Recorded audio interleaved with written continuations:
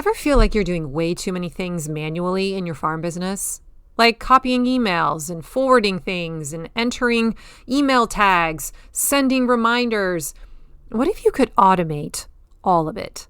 In today's episode, I sit down with my friend Glen Young from Cold Springs Organic to show you how a tool called Zapier can take these tasks off our plate. This episode is going to blow your mind. Let's get started.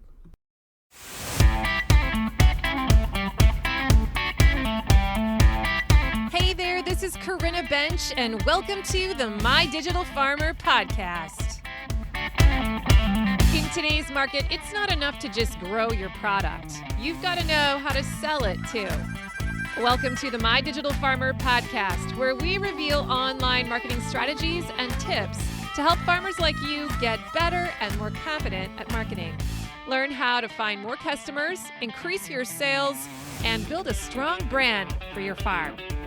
Let's start the show. Well, welcome to episode 313 of the My Digital Farmer podcast. I am your host, Corinna Bench, one of the farmers at Shared Legacy Farms out in Elmore, Ohio. I'm also the founder of mydigitalfarmer.com, which is all about trying to help other farmers like you get more confident in your marketing and sales strategies so that you can grow a profitable business online.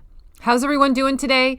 Welcome back to the show. Big shout out to all of my regular binge listeners. Really glad you're here. And if you're new to the podcast, well, welcome. Make sure you go and subscribe to the show if you like it. And if you're new to the marketing space and you need to learn the lingo, I recommend you go listen to the first 10 episodes because they are going to give you a really good overview. Another good place to go is to subscribe to my email list, which is mydigitalfarmer.com/subscribe. When you do, I'm going to send you an email roughly every 5 days for about 3 months, and I'm going to drip out to you little by little the most important principles, the fundamentals that you need to know in the right order, the tools you should probably have, people you should be following. I'm going to share some free gifts and resources along the way. And by the end, you're going to feel a lot more confident and onboarded into the marketing space. So subscribe, mydigitalfarmer.com/subscribe. Great resource, and it's free. Today's episode is sponsored by my friends at LocalLine. If you're like me, winter is your downtime to plan and prep for the upcoming growing season. Set yourself up for success with LocalLine, the best sales platform built for farms. LocalLine is the most comprehensive software for farmers and food hubs that's out there, selling direct to restaurants, schools, wholesale buyers, running a CSA, and more. With features like e-commerce, automated inventory management, they have subscriptions, a box builder, point of sale, and more. LocalLine helps you grow sales. It saves you time and streamlines your operations. In fact, on average, this is cool, farms that use LocalLine grow sales by 23%, and they increase their average order size by 9.5% annually. So, ready to switch to sales software that does it all? LocalLine has no setup fees, no sales percentages, and your onboarding manager will migrate your storefront for free, so you'll be up and running in no time. As a podcast listener, LocalLine is also offering a free premium feature for 1 year with your subscription when you use my coupon code MDF2025. So to claim it, go to mydigitalfarmer.com/LocalLine and then enter that coupon code MDF2025. Don't wait. Start your season strong with LocalLine today. And now back to the show. Today, we're going to jump right into it because I have invited one of my former Accelerator members back onto the show. He's one of my favorite people ever. I don't say that about a lot of people. Glen Young from Cold Springs Organic Farm. And Glen is just a ball of energy. If you ever get the chance to work with him or even be on a call with him, he is so on fire. He has all these ideas. He's an entrepreneur at heart. He's not afraid to get his hands dirty and just get into the sandbox and start playing around with stuff. And as a result, he just creates tons of value. Like, he is building his business. I have zero doubt that he's going to crush it one day. And it's just because he has this bias for action. And one of the things that Glen has been dabbling in is the space of automation, specifically with a tool called Zapier. If you're not familiar with Zapier, you will be by the end of this call, and you should be if you have a growing farm business that you want to scale, because it's an indispensable tool to help you get there. And he is playing around with this tool and doing cool things with it that I have never seen. And I use it in a very, very elementary way to do some basic automations in my business, but he's doing some cool stuff. And I have asked him repeatedly, hey, we need to have you back onto the show so that you can be talking about what you're doing with automation. I mean, he's only been in business as a farmer for 5 years, and he is setting up systems that are going to make his life so much more efficient. So he doesn't have to do these repetitive tasks when it comes to customer onboarding and customer sales and orientation, but also workflows with production. And I'm hoping that in today's podcast, you're going to have some vision cast for what automation could do in your life if you're willing to take a little bit of time and learn the basics. And he is the guy that you want to follow. He is the master. He is the mentor that you want to start learning this from. He is making me videos all the time, demo videos of how to do XYZ. He's a great teacher. So I have him back on the show today to walk us through the automation playground, give us a tour, and help us see what is possible. You're going to hear him talk through the specific workflows that he has created using Zapier and where he thinks you could start if you were just dabbling in the space. We're going to talk about what you need to have in your technology stack if you want to be able to do this well. And a lot of kind of lessons learned, mistakes that he made along the way, things that he would do differently if he did them all over again. Plus, he's going to invite you at the end. He has an amazing free resource that you all need to go get. I'll put the link in the show notes. So if you're not going to listen to the whole episode, at least you'll remember to go look there. But this is a resource that is basically going to give you the step-by-step for 5 of the most popular must-have zaps or automations in your business, so that you can just go get those set up and see how powerful they can be. So go grab that, and he will continue to mentor you and guide you if you are willing. I think he's even thinking about setting up a monthly get-together over Zoom for people who are interested in learning about automations for free. So let me share some information with you. I'm pulling up his bio right now. He's actually been on the podcast before. He was here on episode 204, which published back in March 29th of 2023. So if you want to go listen to that episode, it was a 2-year roadmap for new CSA farmers that he kind of mapped out based on where he was. I think he had just finished his third year, and so he was kind of shortcutting that process and sharing some of his lessons learned. But he is better known as Farmer Glen to his customers, but he's the owner of Cold Springs Organic Farm in Campbellcroft, Ontario. So he is a Canadian. Shout out to all of my Canadian fans. He has a background in engineering, and he worked for 15 years in information technology. During that time, he built enough of a real estate portfolio to semi-retire and got to spend a lot of time with his young boys. And in 2016, he and his wife, Amy, welcomed a new baby girl into the family, baby Grace, and her birth really opened Glen's eyes to specifically the risk of climate change and problems with the industrial food system. And that kind of set him on a new trajectory. So Glen found a friend, an investor, to help him form a joint venture and to buy some farmland, to start farming carbon, as he likes to say. And his goals are just to make the farm an example for sustainability. So he is on this quest to prove that he can be a financially sustainable farm within 5 years. He's made some amazing progress, and he's an incredible person to work with. So he's exploring how do we incorporate automations into all different places in our farm business to help lower the cost. And we're going to talk through that today. This is a fascinating discussion, a little bit more advanced, but I want you to just have your eyes opened. Some of you guys are going to hear this and go, wow. And some of you are going to want to jump on a Zoom call with him tomorrow because you're so excited to explore this with him. And he is going to be able to kind of walk you through the jungle. So let's cue this up and take a listen to my conversation with Glen Young from Cold Springs Organics. Here we go. Well, Glen, welcome back to the show. Thanks very much. It's good to be back. This is going to be like episode 300 and something now. And I was here back in 204, right? So yes. So for anyone who's listening, episode 204, Glen was with us. And had so much good stuff to share. I'll make sure I link that up actually in the show notes so they can go back and hear that sort of part one. But catch us up for anyone who hasn't heard that episode. Give a brief overview of who you are, your farm, your business, and just how your farm has evolved since 2023 when we last heard you. So since 2023, I have learned a lot. I still have so much to learn.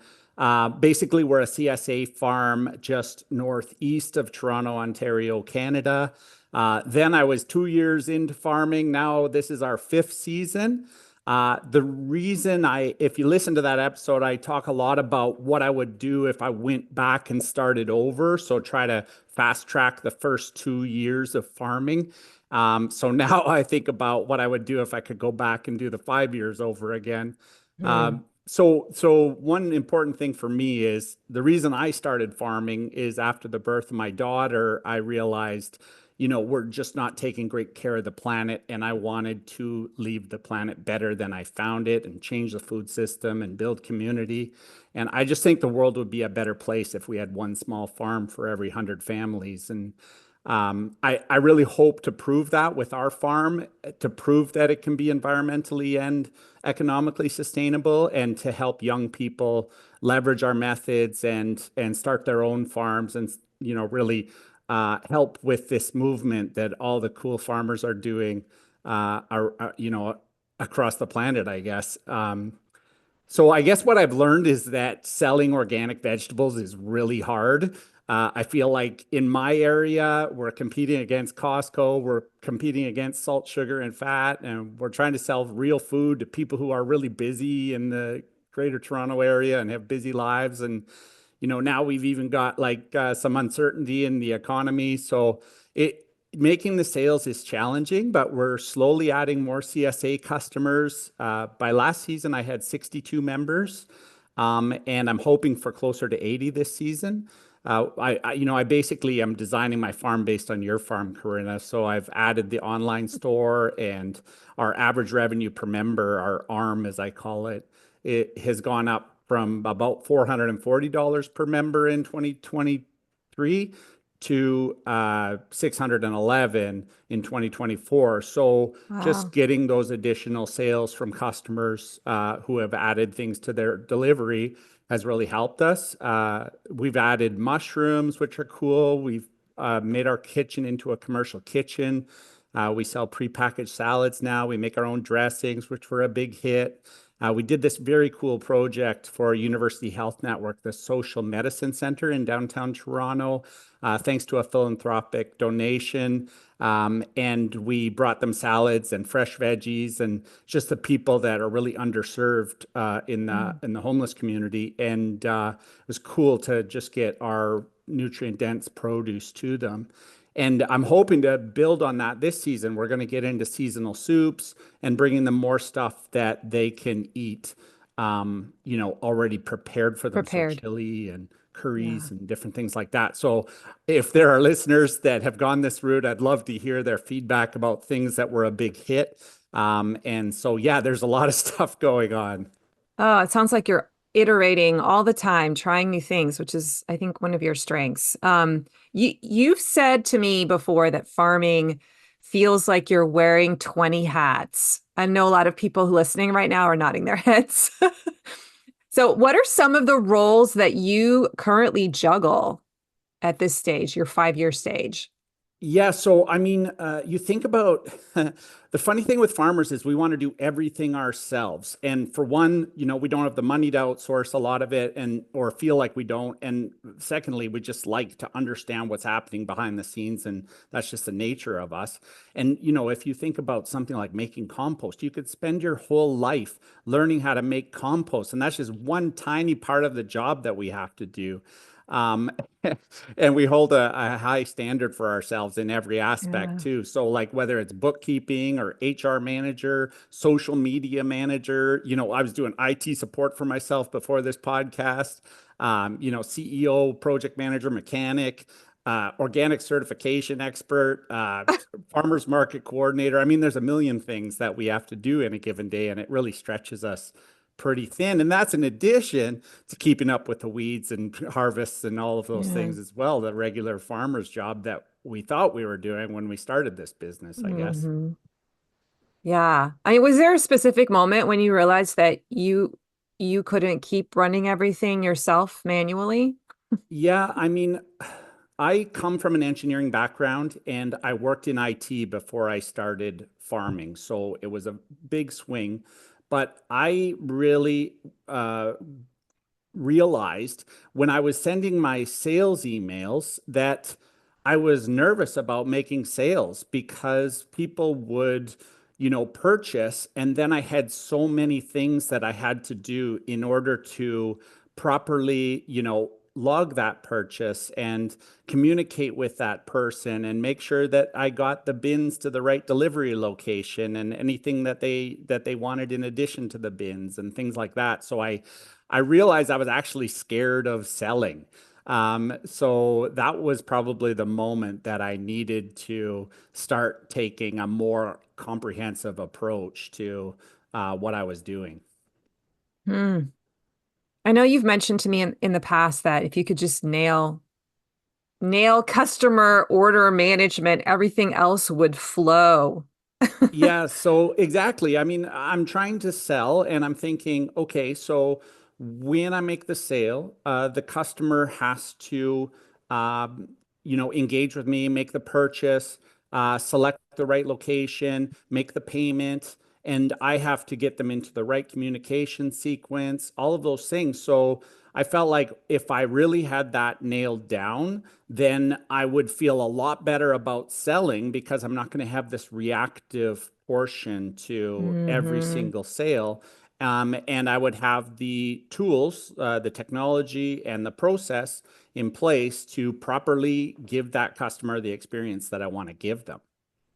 Yeah, I love this because you're right. When you first bring someone into the fold, you want to almost give them like a custom experience. You want to make sure that everybody gets the same information, right? That they Right. need in order to come into the brand and gets indoctrinated, or there's this onboarding process. You want to make sure that they get the second offer delivered to them at the right time, not too soon, not too late, and make sure that I don't accidentally ask them to buy something they've already bought, or like you. And at first, when you're small, you can kind of do this one to one and manage it. But then to scale, you realize there's no way that I'm going to be able to keep track of where everyone is in the process and make sure they get the right message at the right time. And it turns into this, and you start making mistakes, and it turns into this like horrible experience for you, maybe even for the customer. And you're right, you start to be afraid to sell because Yeah. you can't feel confident that the order fulfillment piece is going to be a great experience Right. for them. Yeah. Especially when you make a mistake once or twice, like you get two customers confused or you forget to add the customer to your private Facebook group or whatever it is. And then you really start to get nervous. So that was where I, realized that, okay, I need to make a recipe for customer order management and, document step by step what happens in that process. And so basically, we have a new customer that's going to come into the online store. They're going to register for an account on my online store. So when they register, I in the past, I used to have to manually add them to my email platform. And then Mhm. once they make a sale, I would add them to my QuickBooks platform, and I would tag them with the appropriate, 2025 subscriber list and CSA subscriber and mushroom purchaser. And, Mm. this is a bi-weekly, like I have a group who is in my odd weeks and a group who's in my even Oh, weeks. And so I have to communicate. I don't want to just broadcast to everyone, or else I'm going to have odd week people showing up on even weeks and things like that. So I basically sat down and I said, okay, let's talk about what this process entails from the point the customer registers to the online store to the point that they've basically got the bin in their driveway or in their hands if they come to pick up. And so I like to use, we're going to talk about Zapier in a bit, but in terms of documenting those things, I like a visual flow. And the Zapier, which is an app you can find online, it's Zapier. And the free version has this thing called Canvas. And Canvas is like a big whiteboard where you can put on blocks and you can say, this block is the block where the customer registers, and this block is the block where the customer makes a decision on whether or not to purchase, and so on and so forth. So I just basically mapped out the process end to end from customer submits order, I send order confirmation, add them to the newsletter, add them to the tag for what day they're going to get their deliveries on, what location they're going to get, mm. add them to the private Facebook group so that we can share recipes and whatnot, all of the stuff that I've learned from you. And basically get it end to end documented. And then once I've got it end to end documented, then I can start to automate it based on that. Yeah, you don't realize how many steps there are in the ideal journey until you map it out. And then it's like, oh my God, no wonder people are falling through the cracks because if I'm trying to do this manually, I'm going to forget something or I'm going to time it wrong or it's going to upset my workflow and stress me out because I'm having to, run on my computer like Yes. in the middle of the day to make sure I tag them right now. It's just, yeah, it's crazy. So you talked about documenting processes before you actually create the automations. Where did you start and how simple does this need to be? I mean, I mean, it needs to be as simple as possible, because the more complex you design this process, the more steps you have to optimize. So we yeah. want the fewest steps possible, but we want every step to be perfect in terms of inputs and outputs. So when you're talking about customer ordering something, it's going to be the order initiation process. What happens when the customer places the order? It's going to be how are the payments received? In my case, I can take credit card, or else I can take an e-transfer, which in Canada is a common thing. It's basically email money transfer. And so it can be really simple. And you want to give it a few scrubs in order to say, okay, where can I remove things? Like a simple example is I early on decided that I would have weekly deliveries and biweekly deliveries. And that created a whole bunch of complexity downstream that I didn't think of when I designed the process, but now everyone's used to it. So I haven't changed from that approach.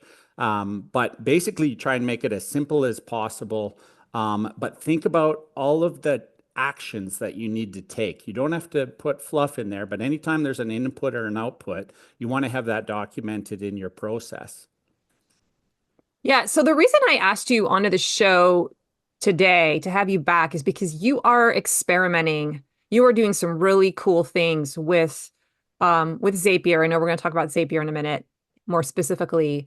You are really taking a look at what are some of the tasks that one could automate and build workflows around so that I have to set it up, but then I can forget it. I can walk away and trust that this virtual tool that I've set up is just going to do it in perpetuity for anyone else who comes through this path.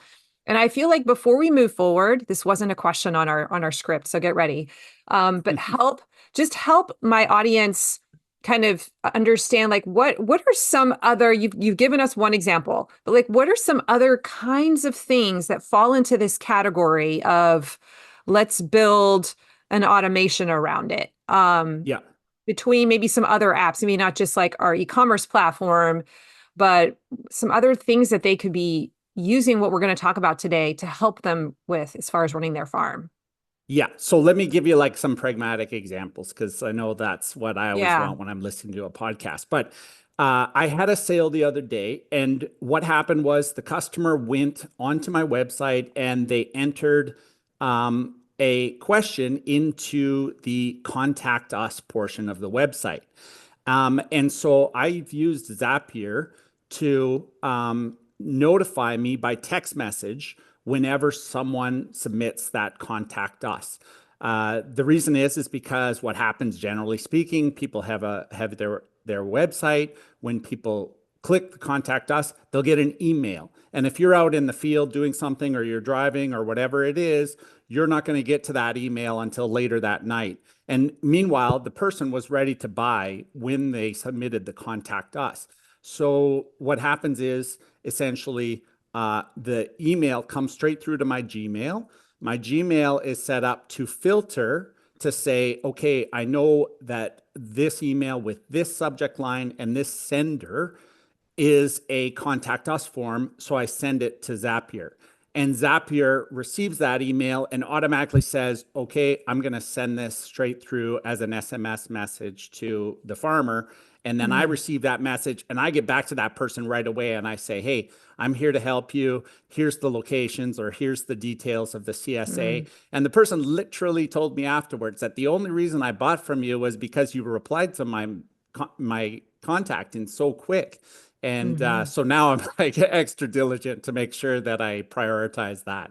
So that's another example. But there's so many simple examples of tasks that we have to do on a daily basis. You know, I can go into the Give an list that I example was of thinking of. like, I'm just trying to think of common apps that a farmer might be Yes. using because Okay. they may not So even know like what things could connect and talk to each other. yes. So, in my case, I'll speak from my experience. So I got the website, which I use the free website from Local Line. Then I've got the online store, which again is Local Line. Then I use Kit or a ConvertKit for my email platform, which is another version of a tool like MailChimp. I have Square that I use for credit card processing. I have QuickBooks Online that I use for the accounting. And then I use the You have Google, right? Google Sheets, Google Google, Sheets, yeah. all of the Google Suite, Forms, things like that. So that's a subset of all the tools that I use. Mm-hmm. And so when you think about QuickBooks and Square and the Local Line Store, each one of those has a contact record database.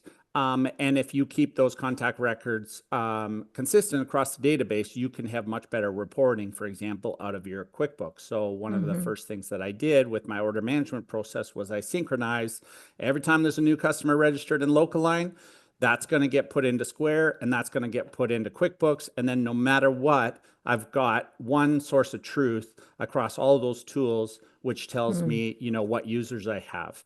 And let's say, for example, if you don't have a website and you use something like Google Form in order to take orders, well, Google Forms can be linked to the SMS as well if you use Zapier and even the free version of Zapier. So every time someone submits an entry into your Google Form, you can receive an SMS and quickly get back to that person, send them a welcome email, send them a welcome text if you get their phone number from them. And geez, they're just going to feel like, they're your most important customer. Yeah. Yeah. It's almost like once you dive into this, which is why I love having you here, and you see what you can even do, it's sort of like it gets you all excited. You're like, oh my gosh, I could just get this all pre-written, all standardized and set in motion. And then I know that I'm giving my customers like an amazing experience. Or you could even use it for logging your own data too, right? Like if you want to be tracking stuff production wise out in the field, like there's ways that you can be using these tools that way as well. Today's podcast is sponsored by Farm Marketing School. All right, farmer, let me ask you something. Is marketing your farm something you actually enjoy? Or does it feel like a constant struggle? If you are like most farmers that I talk to, you are wearing all the hats and marketing always seems to slip through the cracks. Can I get an amen? That's exactly why I created Farm Marketing School. It's an online membership designed to help farmers like you build a simple, repeatable marketing system that actually works. Inside, you'll get bite-sized, step-by-step projects that make marketing easier. Each month, you pick what to work on, like writing better sales emails or improving your website copy or setting up your online store, and I walk you through exactly how you should be doing it. And you're not doing this alone. Every month, we have a live Zoom meetup where you can ask me questions, meet other members of Farm Marketing School, get coaching, and hear what's working for other farmers. It's like having a farm marketing mentor in your back pocket. This isn't some long, overwhelming course. The projects are designed to be completed in under 30 days, so you're making steady progress without it taking over your life. So if you're ready to stop winging it and finally build a marketing system that brings in steady sales, come join Farm Marketing School today. Sign up for your first month and see what a difference it makes. Go to mydigitalfarmer.com/FMS to get started. And now back to the show. You've talked about, I'm assuming you're going to explain this now, but you have this framework of white belt, green belt, black belt. This is like a model that you use to describe how you can set up these automations or these farm systems, really even just to describe your farm system maturity. So can you describe this model? Yes. So, I mean, like when I was a kid, I did martial arts. And so I kind of thought that this was a neat framework to apply to it. But I mean, if you think about when you're starting out as any kind of a farmer, whether you're doing beef or you're doing CSA or whatever, you need a tool to take orders, and maybe you just register those things from your email into Google Sheets or something like that. So you're doing a lot of copying and pasting of email addresses, and you're manually sending invoices, and you're manually creating your pick list or your fulfillment spreadsheet or whatever it is. So that's like sort of you're at the white belt stage. You got a new sign up, you're going to manually add them to your newsletter, those types of things. So I think of, the next level that I'm using is the green belt. So I'm skipping the gold belt, but we're going straight to green belt. This is I did Taekwondo and we had different colors. So okay, just put that out there. White, yellow, white, gold, whatever it is. Orange. So Okay. just know that green's supposed to be able to beat up a white belt. Okay, right. So not beat up, mentor. No, mentor. I know. I'm kidding. Anyone's done martial arts know that they're the last people to start a fight and they're friendliest people ever. But I just thought it would be a funny thing. Here we go. So when you get to the green belt, now you've got automation in your order management process. So when the customer submits the order, you're automatically, sending them a welcome email sequence or your onboarding sequence, whatever you want to call it. You're automatically logging them in your database of customer orders, which, for example, I recommend everyone to, however they're taking orders today, to get everything in an automated fashion into at least a Google Sheet, because now you have a keystone or a single source of truth where you can go and you can filter by pickup location or filter by product type or whatever it is. And now you're not looking in 10 different places for things. You just know whenever a customer places an order, that needs to get into that database. So that's something that I recommend. And, if you're a green belt, you definitely have one single source of truth. And when your team asks how many bins to pack today, you go to that source of truth and you know exactly how many bins that you have to pack. Things like automated invoicing. So when the customer submits an order and decides to go with e-transfer or some check or whatever it is, you're automatically sending them an invoice rather than doing it in a manual manner. So these are the kinds of things that you would get to when you're at the green belt level, and we'll save black belt for a little later in this discussion. But I think, we should all aspire to get to the point where we've got enough automation that, is kind of handling 80% of our needs with 20% of the effort, which is getting to that green belt level. Yeah.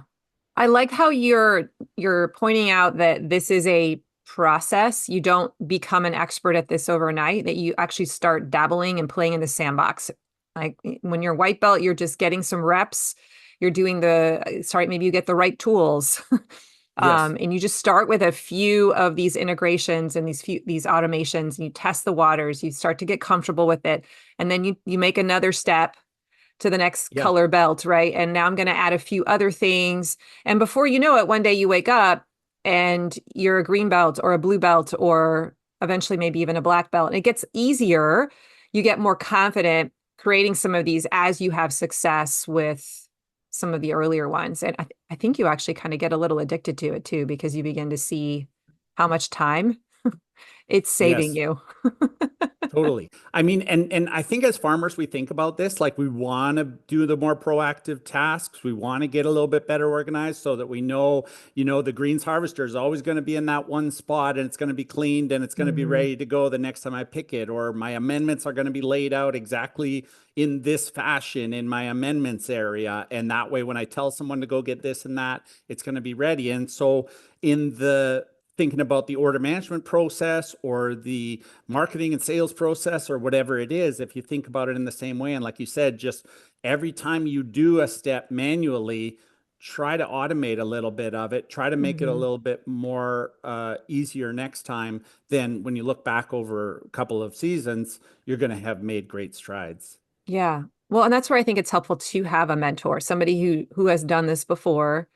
I know you have helped me immensely. You guys, I've literally been like, Glenn, send me a video for how to make this sap. And he has. He's been so amazing. Um, Yeah, it's and when fun. you start to watch them, you after a few, you're like, okay, I'm starting to see how this works. And it's not quite so intimidating to try and go in and figure some of these things out on your own, or see, hey, what else could I connect together and see? But it does take a little bit of help. And I think when you have someone, at least in the initial stages, who can show you even what's possible and start things out really simply, it does take away some of that overwhelm. So speaking of overwhelm, there might be people Yes. listening right now who Right. are feeling overwhelmed, who are like, Yeah. what? I feel like you've just opened up this whole new possibility and I'm a little confused. But like, what's the very first tiny step that you recommend they take if they're going to begin to dabble in this space, just to get their Yeah. feet wet? So, I don't know that I've explained what Zapier is very well, but Yeah, I'll let's do just that take a minute first. to do Let's do that. that. Yeah, So, let's do that. yeah, you can Google it at Zapier, and what it does is it acts as an integration layer. So essentially, it's like Google Translate between your local line online store or your Shopify store or whatever your store is with your Google Sheets or your Google Workspace, with your QuickBooks or whatever your bookkeeping system is, Wave or what have you. So basically, it's like the glue that can sit between all these tools and keep them in sync with one another.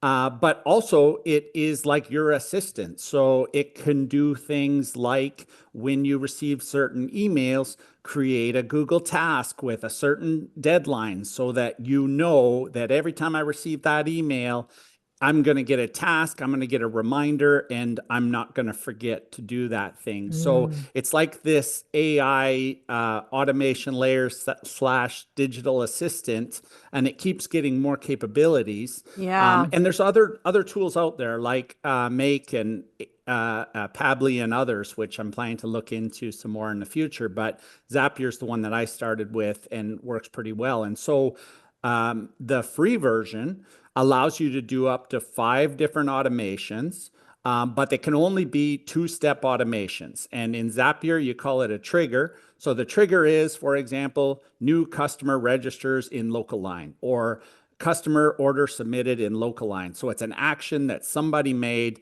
and it will start an automation sequence. And so in Zapier terms, you have the trigger that starts it, and then you have the action that takes place after. So my two-step zap could be my trigger. Somebody completed an entry on my contact us link in my website. And the action is send a text message to the farmer with these details and so that they can follow up really quickly. So that's how Zapier works. And That's the free version. If you get the paid version though, yes, so you can do multiple steps. totally. And the paid version, I think the professional version is about $30 a month Canadian, roughly. Mhm. And you can do 750 zaps, um, or tasks, it's called a month. So it gives you a lot more tools to choose from. It connects to thousands of tools. So what I always do when I'm thinking about adding any tool to my tool set is I see whether or not it's got integration capabilities, With because I don't Zapier. want those tools that want to only talk to themselves. I want tools that are thinking about, well, how could I share this information with other tools that, the farmer or the small business might Mhm. need. And so you can have hundreds of steps in an automation once you get the professional version, but you want to keep it as simple as possible, because if you add too many steps Yeah. when you make changes, now you got to consider the impact of those changes. So that's an important point I wanted to mention is, especially these days, every time I document one of those processes, I take advantage of ChatGPT. I basically write it up in my words and I ask it, okay, make this a really nice, clear process document so that I can put it in my Google Drive. And now, when I want to add a new product or I want to make a change in the communications or I want to do anything, I can go reference that document and I can say, okay, when I make this change, when I change my email address or whatever, here's the places that I need to go and update it Mhm. so I don't break anything. So again, that's just one chat with ChatGPT and it creates that document these days. And now I put that in my Google Drive and now I can go review it and say, okay, when I change my order management process, if I want to make these two changes, what do I have to consider when I make those changes so I don't break anything? Yeah, and so whenever you make one of these things, they're called zaps, ZAPS. So that's just some terminology. It takes a while to learn some of the lingo. But this tool has been around for, I don't know, I want to say at least ten years, it feels like. But every time I bring it up to a farmer, Glenn, it's like no one's ever heard of it. I don't know if you've run into that. You have to, uh, Yeah, for which sure. surprises I mean, me. Yeah. I th- I think it's been around for a long time, but I think that it has gotten a lot more non-technical, user-friendly in the last three Mhm. or 4 years.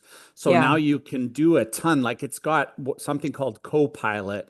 So you basically write in layman's terms what you want to do, which tools you want to connect with one another, and it thinks about it for a minute and then it gives you a recommended A zap. So it recommended goes zap. Yeah. step by step and it tells you what the inputs and what the outputs are. And you say, okay, publish that. And then you work through the details and you say how you want You it to test it. work Yeah. at a detail level. Plus, you have to, for each step in the Zap, like for your local line store, you have to connect it to your store. For your Google account, you have to connect it to your Google account. So those kinds of things, it helps you walk through. But the Copilot piece is a really nice piece just because now it makes it, you don't have to be a techie to figure out Yeah. how to make those zaps. It's also free. And so, at least initially. So I think it makes it easier to go and dabble and play around with it. And get to the next greenbelt level, right? When you know, well, I can at least try to do five of these and I'm not going to get charged. In many cases, you're going to probably discover that you love it so much and it saves you You so might much want to time that upgrade. it's Yeah. totally worth it to spend Yes. $30 a month for it. Okay, so now that we've sort of explained what a Zap is, how Zapier exists, and how it connects all the different, big software apps that are out there, how it can act as a virtual assistant in a way. What's the very first kind of tiny step forward you would encourage a farmer to take if they want to start dabbling in this space? I mean, the first one, like I mentioned about having that one source of truth, is to figure out how are you receiving your customer orders and how can you get those into one Google Sheet. So Okay. in my case, I'm going to talk about a little cheat sheet document that I made in a minute, and I made a video on how to do this. So if people want to download it, we'll talk at the end about how to download it. So you can see it firsthand. But essentially, what you're going to do is you're going to have use the free version of Zapier, and you're going to make a trigger that says, whether it's local line or a graze cart or whatever your tool is that you use for your taking orders, you're going to say the action will be new order received, and the trigger will be new order received. The action will be added to this Google Sheet. So when you create that Zap, you're going to take a look at Zapier will walk you through this. It'll say, okay, now you've created the trigger. Here's all the fields that you get. Mm-hmm. So, for example, if it's local line, you'll receive a field that is customer first name, customer last name, customer email address, product, Order fulfillment number. information, Yeah. Mm-hmm. order number, all of this detail. And so what I do is I go into my Google Drive and I create a Google Sheet and I add those columns. So any of those fields that local line spits out as part of the trigger, I will make into a column on my Google Sheet.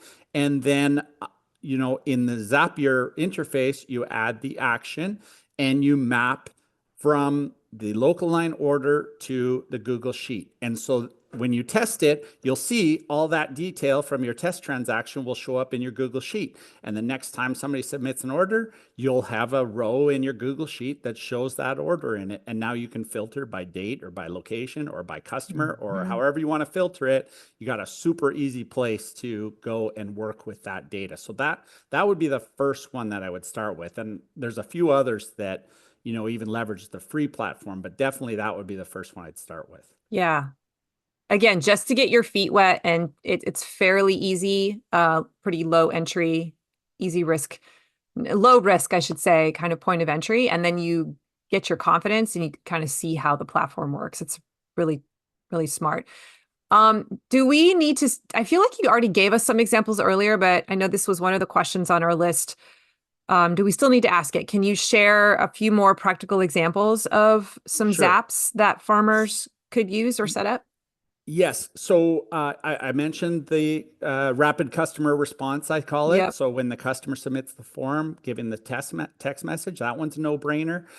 When you get a new order received, if you use an email platform like MailChimp or Kit, and you're currently manually tagging those new customers, that would be one that I would do for sure, is to use local line order received as the trigger.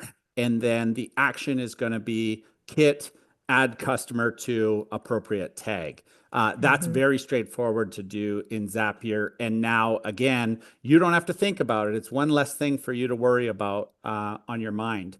The other one would be if sort of you're more between white belt and green belt and you're using something like just Gmail to take orders or Google Forms, you can set up a free Zap that's going to use the trigger of the email that matches a certain search criteria, such as certain terms that you put in that email, or maybe you label that email in Gmail. That could be your trigger, and then again, it can be added to the Google Sheet, or it can be added as a task for follow-up. And then that task can have a certain template. You can put that in Zapier and it's going to say, do these 5 things, step 1, step 2, step 3. Now you got a little list with a reminder set on it, whether you use Google Tasks or another tool for your tasks.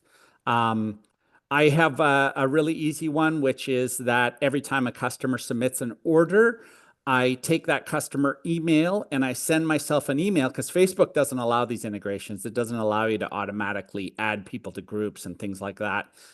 So what I do when I get a new subscriber, so I got a new CSA member, they submit an order. So I've got the new order received from local line. I get an email that's tailored with the link to where to invite a customer into my private Facebook group in the email. And then I get their email. So I can receive that in the field on my phone. I just open that email, copy and copy the email address, click on the link, and I can invite the customer right there. So again, I'm not worried about missing a task to invite that customer to the Facebook group. Um, I'm going to interject. another. Could you also send, like, if you have that master sheet that you might say no, but I'm wondering if this is possible. If you have that master sheet that's pulling people in as they sign up, and one Yep. of the form fields is their email address, could you create a trigger like there where when someone gets added to that list, send them this email that invites them to the Facebook group?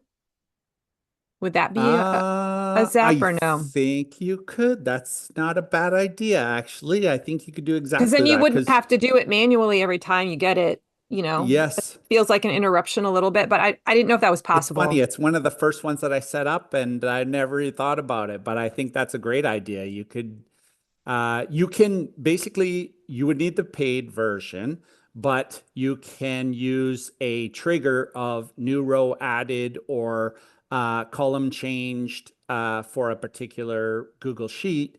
And then you can do the action of send them the invite because you could just use the same invite link.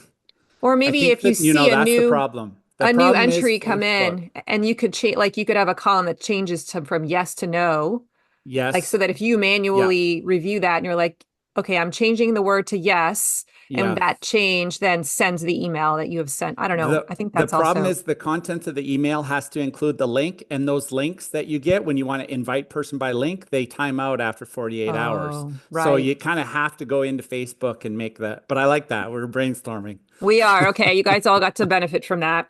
There's so like, this is why it's fun to sit in the room with a master like Glenn, who's just done so many cool things because yeah, you just kind of start brainstorming all the different ways that you could create efficiencies Yeah. within your I have business. another quick free one, and then Yeah, I let's want to do it. talk about a couple of that are not free. So the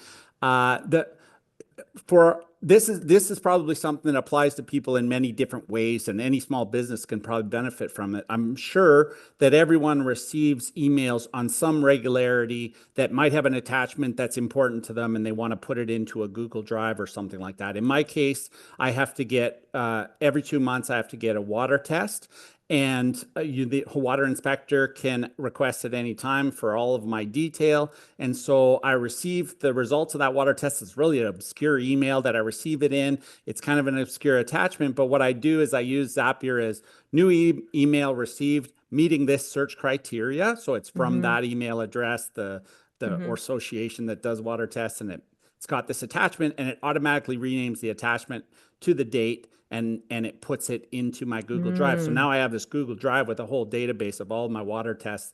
I can just show that to the water inspector or the health inspector if they show up, and they'll know that I've got my act together. So that's another free one that you can benefit from, is just keeping those important documents into a place where you can always find them. Yeah. Okay, now what about some of the ones that are a little more A little more perhaps complicated. So, complicated? one is we have the abandoned cart. So sometimes I Mm. have people register in my online store, and then I don't receive an order. And so I know something's happened. And now Localine has added the 2 hours later, it'll send an email and say, "Hey, you forgot something in your order." Yeah. But what I do is I say that 24 hours later, and I could change this. I don't know if that's waiting too long, but I let them receive the email and think about that. But then I have a communication that comes to me, which is a standard communication in text message. And it says, this is your farmer. I know it can be hard to buy from a farm for your first time. And basically, I reach out to that customer with a tailored message by text message. And if I don't have their text number, then I email them. And sometimes that works to basically say, hey, Mm. you know what? I did need help. I didn't know the answer to this question. I was busy, but now the farmer's actually reached out to me, and I got the farmer's cell phone number now. Like, that's my farmer, right? Yeah. Yeah. So You just that's reduce a some friction. Yeah. you Hmm. reduce some friction for sure. And then the other one is, the invoices, because they're such a pain. So when I receive the order and the customer selects a certain payment method, it automatically creates the invoice. And this is a more sophisticated one because you got to look up the product in QuickBooks. In my case, you got to decide whether or not delivery charges and tax applies. But the customer receives that invoice right away with, the QuickBooks standard reminders on it and what have you. And what I've actually done is created another Zap, which every time I receive an email money transfer, it goes and looks at my Google Sheet, which is all my outstanding invoices. It says, okay, I found it. There's the customer. I'm going to create a payment. I'm going to mark that Wow. payment as received. So now already in QuickBooks, I've got everything 95% done, and I just have to match the transaction at the end of the month. So that customer showed is paid up, and everything is good. The one really cool one I wanted to mention is I have this one called Harvest Intel. So we all get all these emails from our farming associations, from organic associations, from all sorts of interesting groups that are talking about, maybe sometimes they're talking about grants. I always wish there was more grants. Like, people say, you're a farmer, you get all these grants. I was like, there's student, hire grant. That's the helpful one, but there's not that many. So anyways, but there is interesting things happening that I just don't have time to keep up to. And usually it comes across in an email from Farm Ontario, and there's 20 things in there, and maybe one or two of them are interesting. So what I do is I have that forwarded automatically using a Google filter, like a Gmail filter. It Hmm. goes to Zapier. Zapier feeds it into ChatGPT with a bunch of prescript, let's say, and says, you need to, this and this about my farm. You need to read this email and decide whether or not it's interesting for me. If it's interesting, you need to say where this email's from. You need to provide the link for me to follow up on it. You need to give me a short paragraph for why this is important and I should dig into this further. And then it puts it into a Google document for me. And then I Wow. receive an email once a week called Harvest Intel, and the Harvest Intel has a summary from all these 20 emails that I should read. And so I go into there, and I always like it when I receive that email because there's like all sorts of interesting things that I need to know. Yeah. And usually like it'll say the email contact, and sometimes I'll just send a quick email and to the person who's in charge of that or whatever it is. And you make all sorts of interesting um, learning, I guess, that comes out of it. So I don't know. I'll bet you people on the Wow. phone are so creative, would come up with all sorts of more interesting things to do with this. But those are an example of what I've been doing. And if those of you are listening, you can see he's using Zapier or this automation process to act as a curator, as a virtual assistant, basically. That's what you would, if you had a literal virtual assistant, you could be asking that person to do what you just described. Yes. Read through all my emails, figure out, me, figure out what's important, and then assemble this one document at the end of the month or at the end of the week that I can quickly scan and just save me a ton of time. Yeah. And so you've created a process that works for you, that using ChatGPT that will provide that. That's really cool. Everyone's mind Yeah. is blowing up right now. Can you tell he's a black belt, everyone? No. Oh man, there's so You much didn't more to start do to there, get to right? black belt. Yeah, I mean, you didn't start there. And I feel like No. we should bring that up. What were some of the obstacles that you faced as you were building out all these systems? I think one of the things that I learned from experience was to take the time to document these things. And again, now with ChatGPT, you can do that in 10 minutes. You can have a really comprehensive document that you can refer back to Hmm. so that you know exactly what that Zap is doing and what the inputs and what the outputs are and what the considerations are when you make changes to your business processes. So I think that's one interesting learning, kind of a sort of a silly one, but it's really important is I've learned to use standard date convention. Mm. So when I take a date, I always think of it like an odometer. So it's year dash month dash day. So every day advances, and the odometer is just advancing on the far right.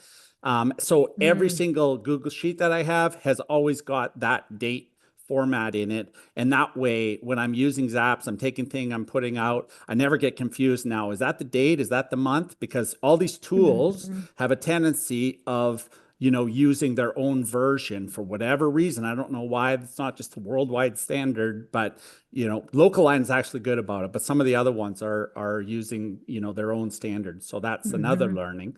Um, I also using ChatGPT to coach you when you run into a problem with a Zap. So some of my Zaps are writing Python scripts and stuff like that. And obviously, I worked in IT for a long time, but I haven't been technical since I was, since geez, the late 90s. So my technology knowledge is ancient, but I'll use ChatGPT to write a script to do something a little bit more sophisticated, and then you can build that into your Zap. And so it's unbelievable the stuff that it'll coach you on.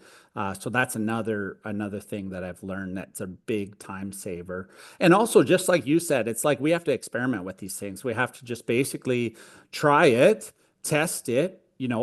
I submit so many orders for myself on local line, for example, and then see what happens out of that, right? And hopefully, yeah, always test things before you have a customer come across a problem before. So I guess that's the other thing that I would mention. Uh, But they understand we're small business, so I think our customers are very understanding compared to, some big corporation or something like that too. So don't be afraid, I guess, just jump in. Yeah, it seems like you are looking through your business, looking through a lens now of Zapier. Like whenever you look at anything in your business, I imagine that begins to happen once you dabble in this enough and you start to think through every new system, or whenever you feel a pain point or a pinch point, are you starting to like analyze it and be like, is there something I can do here with an Yeah, and automation to help solve this? for sure. And also, I guess just going back to that other example is as farmers, I feel like I should be spending most of my time on selling and also on optimizing processes so that I can have my costs be as low as possible per unit. And that's Hmm. how I'm going to be financially sustainable.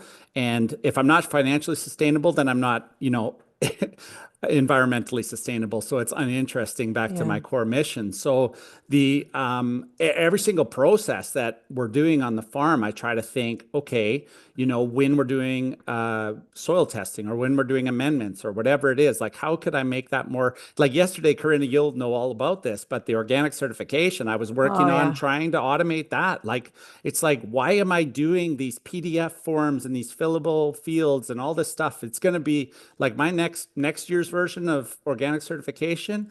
I'm just going to have to deal with the minor changes that I do. And when I have to get seeds from a different supplier or amendments from a different supplier or whatever it is, it's going to be minor compared to this year. And past years where I'm filling out too many forms, I'm having to collect that stuff manually. So I guess every aspect, it's reinforced that every aspect of small business, that the book, The E-Myth by Michael Gerber, Yeah. or all those systems thinking books, they're 100% right on. Like we can't just be focused on, being in the fields and, harvesting and all those things. We have to be taking a step back and thinking about like, how do I do this efficiently? So that the next time I'm a little faster at it and I'm more consistent, I'm not making mistakes, the product's better, all those things. So Yeah. Yeah. I want to make sure we just bring up the question of um, can you use Zapier with any software app? Because the answer is no. Like there are some software apps that are not connected to it. And so have you done any research? Like are there some farm e-commerce platforms that aren't perhaps on Zap, or do we just need to make sure we tell them go check into that or go bug your software platform if they I don't mean, it's a integrate? really quick check. You just go to the Zapier main website and it's Explore Apps.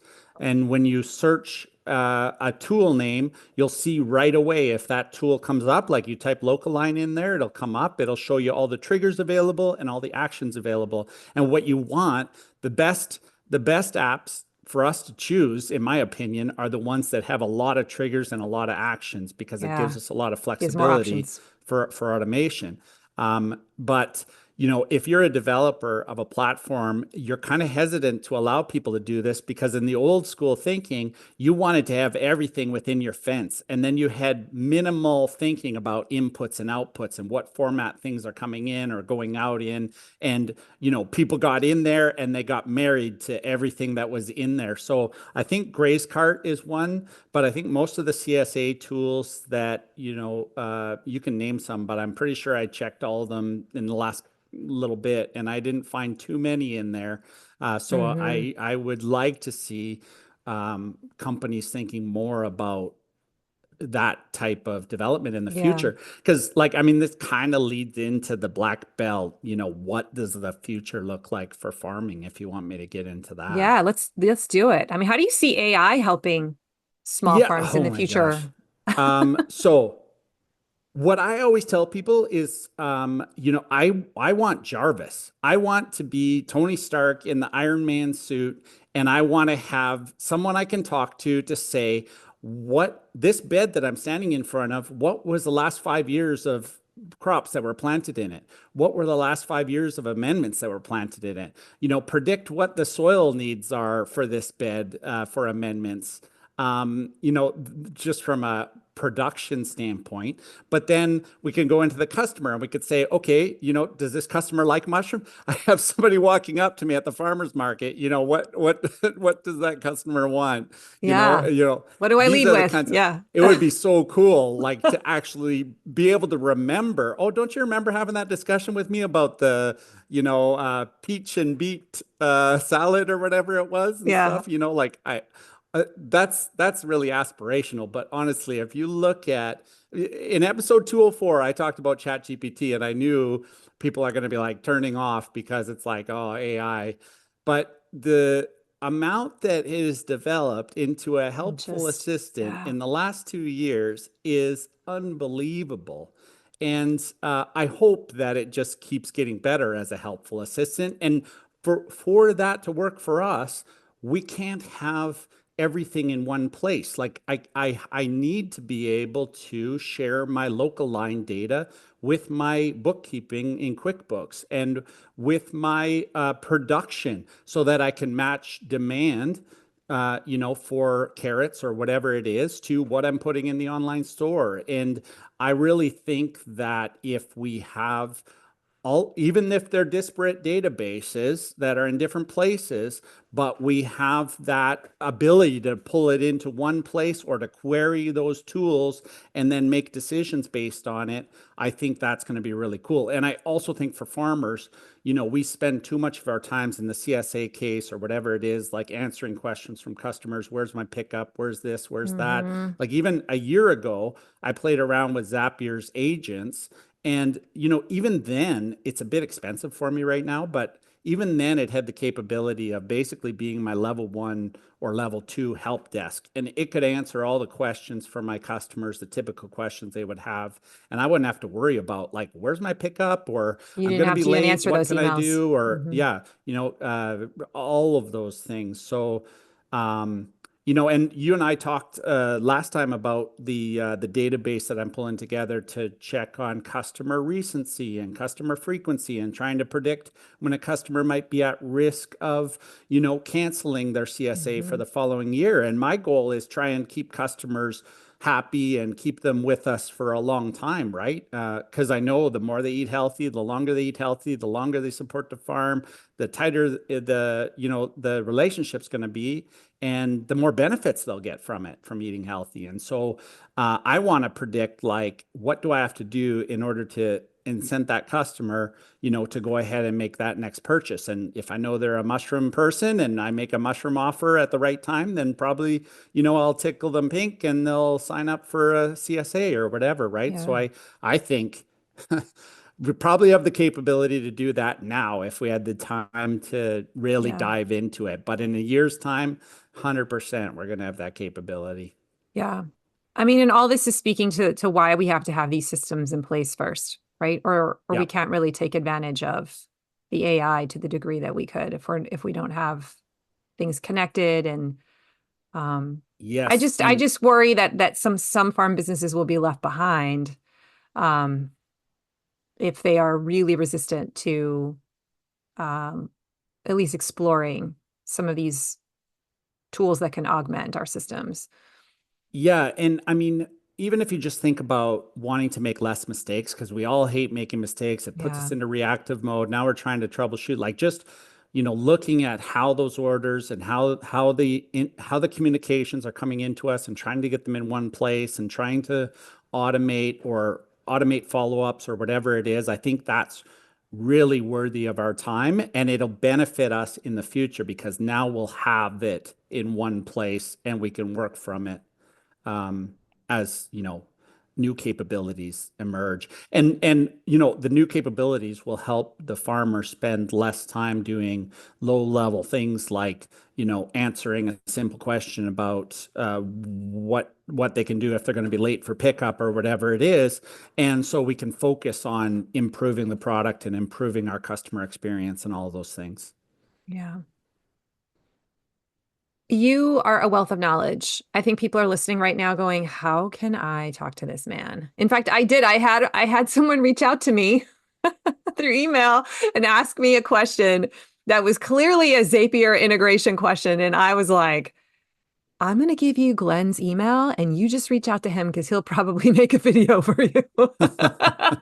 Yeah, I that know was you Mike. I can't. really enjoyed talking to Yeah, that him. was Mike. I shout out to Mike. I know you probably can't do that for everyone, but you have some free resources. And yeah, I just like connecting with farmers, so that would be awesome. Thank you so much for being on the show, Glen. You're so much energy. I love having conversations with you, and I'm sure we'll have you back again for the next iteration. Thank you so much for having me. It was fun.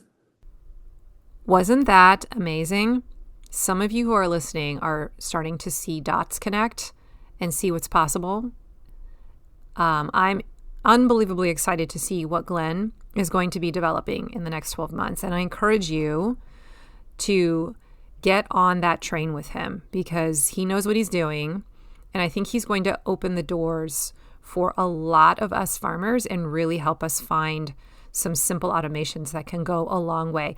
I think he has the ability to go crazy black belt with a lot of this too, but I feel like the average farmer probably just needs to be like a green belt. And there's probably just a few automations that you could benefit from.